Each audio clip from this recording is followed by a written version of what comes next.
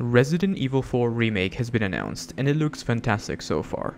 I've been a fan of the series since the beginning, and RE4 is one of the best entries in the series in my opinion. One of the best highlights of the original Resident Evil 4 was the Mercenaries mode, and I think the Resident Evil 4 Mercenaries was the best and still is the best version of the Mercenaries mode. First of all, let me point out that Resident Evil 4 Remake will most likely have the same exact gameplay as Resident Evil 2 and Resident Evil 3 Remake, which is arguably the best style of gameplay of modern Resident Evil games. If you've played Mercenaries in the past, you'll know that it's a very fast-paced game mode, and it's often described as an arcade kind of game. Now you may think that's a very dated or old kind of thing, having arcadey kind of mode instead of a game, and they tried it with Resident Evil Village and it kinda didn't work out that well.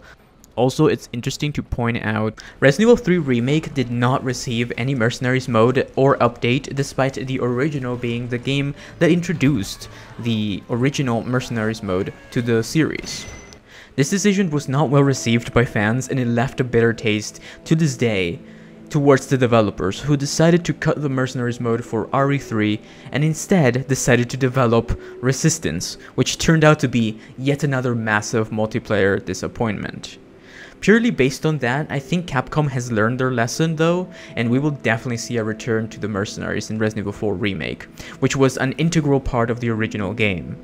I think the gameplay which was shown in the trailers would fit the fast-paced nature of the Mercenaries, and one thing's for certain though, you may not like every decision Capcom makes, but they care so much about these games, especially the remakes, and they want you to have the same exact experience you had back then when you play the originals.